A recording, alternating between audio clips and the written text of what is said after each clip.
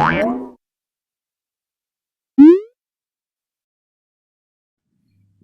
we got to discuss about the topic is Apert syndrome in disease of bones and joints. Before going to the topic, we need some more basic. That the basics is in the skull bones get classified into cranial bones and facial bones.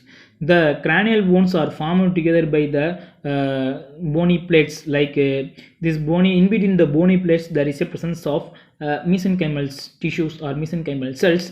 That mesenchymal cells get proliferate and fused together to form a complete cranial bones. How the mesenchymal cells get proliferate?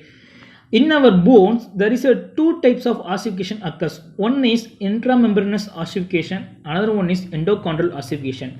The endochondral ossifications are mediated by the cartilaginous process.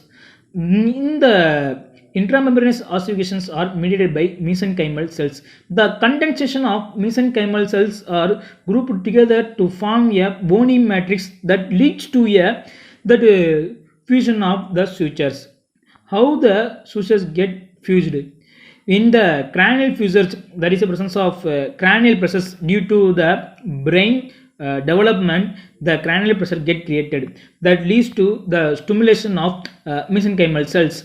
There is a presence of force get created. That force leads to stimulate the mesenchymal cells. That mesenchymal cells stimulate osteoblasts and osteoclasts, because the mesenchymal cells is a universal cells.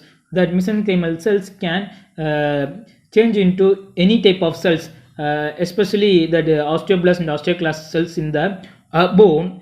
Another way the mesenchymal cells get proliferated by naturally, the mesenchymal cells get incrementally deposition of bones and close the sutures. So there is a two way of ossification occurs. Intramembranous ossification occurs. One is there is a presence of experiencing intracranial pressure that leads to the mesenchymal stimulation. Another one is the mesenchymal cells naturally stimulate and incrementally deposition of the bone. In these mesenchymal cells are activated by the fibroblast growth factor. This fibroblast growth factor get activated. Thus fibroblast growth factor stimulate the receptor that stimulate that mesenchymal cells. That mesenchymal cells get proliferate and formation of bony matrices.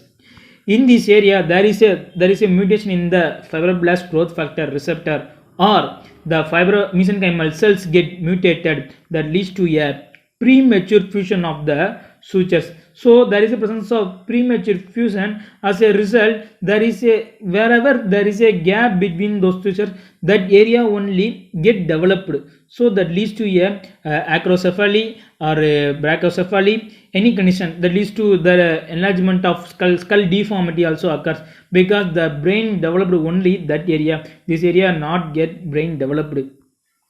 So the brain get developed leads to skull deformity. For example, in the sagittal suture, there is a premature fusion of the sagittal suture. So the sagittal sutures prematurely closed, that leads to wherever the gap is present, that there is a from a brain growth occurs.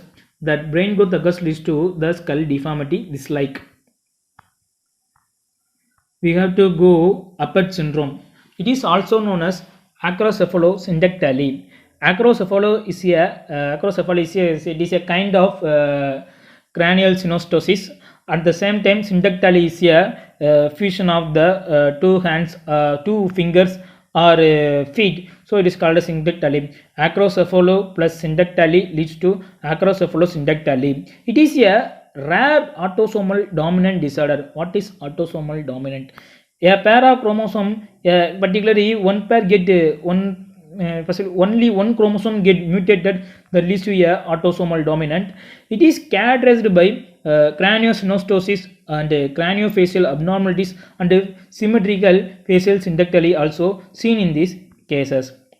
In this etiology, there is a mutation of fibroblast growth factor receptor, especially fibroblast growth factor receptor 2. And the fibroblast growth factor receptor 2 contain that exon 9 that leads to a mutation. That mutation leads to uncontrolled stimulation of the mesenchymal cells. That mesenchymal cells leads to the bony deposition that leads to premature closure of the suture.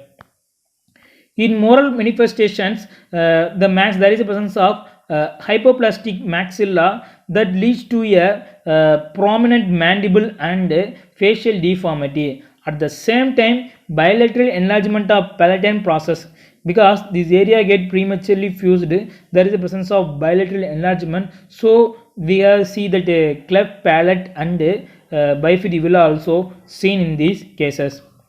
And drooping of angle of the mouth also will be seen, and hypertonic lips also seen in these cases. What is hypertonic lips? The hypertonic lips is defined as that there is a presence of chapped lips, and the lips look like lighter in color, so it is called as hypertonic lips. And malocclusion, the malocclusion is these two maxilla hypoplastic maxilla, and high V-arched palate because of those conditions, and shovel shaped incisors. This is a shovel, it is like incisors also seen in this case. And supernumerary teeth. What is supernumerary teeth? The supernumerary teeth is there is a presence of small teeth, especially adjacent to the incisors, the teeth get developed, so it is called as supernumerary teeth. In case of there is a 32 out of 33 teeth is present, that one teeth is a supernumerary teeth. Wherever the mutation occurs, the mutation leads to osteogenic pathway. So during fetal development, the suture get closed. In clinical features, it is detected only the suture get closed, that leads to a craniosynostosis. So it is considered to be it is due to sometimes is a Apert syndromes. At the same time, it is also associated with syndactyly. The fingers becomes fused together, so it is called as mitten hands and socket feet. And sometimes in this area there is a presence of fontile. The fontile get lately closed. This is a fontile. The fontile area get closed late in these cases because of the premature closure of those sutures. At the same time, acrocephaly, brachiocephaly also seen. It is called acrocephaly. The acrocephaly is there is a premature fusion of Lambert sutures and coronal sutures that lead to a acrocephaly. Acrocephaly plus syndactyly is it is known as acrocephalosyndactyly. It is another name of Apert syndromes. And flat occipit. The flat occipit means there is a flattened occipital will be seen in these cases.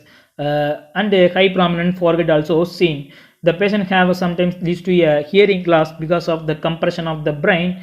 Sometimes the eye exhibit that exophthalmos of eye will be seen, and that there is a presence of palpebral fissure. The palpebral fissure get slanted. Normally the palpebral fissure, this area get straight, but this is very slanting, so slanting palpebral fissure also seen. And there is a presence of nasal bridge will be flattened. And hyperhidrosis, there is a hyperhidrosis means there is a increase in sweat gland in the hands and feet that leads to wetting of hands and feet. And sometimes we have to see shallow orbits and ocular proptosis and ectophthalmos. And hypertelorism also seen. What is hypertelorism? There is a distance between those areas. There is increasing distance between those areas that leads to a hypertelorism, and the nasal bridge get flattened. So we have to consider that the nose look like the parrot beak appearances. In the mutation in fibroblast growth factor receptor leads to a cardiovascular problem such as septal defect and patent ductus arteriosus, like a premature. There is a loss of closure of the aorta. This is not closed, so leads to patent ductus arteriosus and the narrowing of aorta. So narrow of the area leads to pulmonary stenosis, and sometimes causes gastrointestinal, genitourinary and respiratory symptoms may be also present. This is very very low in numbers. Gastrointestinal, genitourinary and respiratory symptoms may be present in very low cases. The treatment, there is a requirement of multidisciplinary treatment, especially surgery. For example, in the sagittal suture get prematurely closed for expansion of the brain growth development.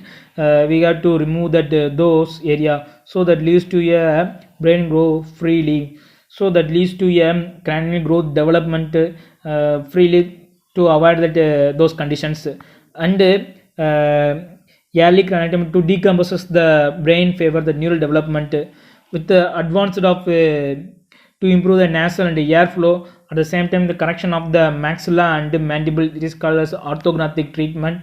And using selective inhibitors to inhibit that fibroblast growth factor receptor, especially the fibroblast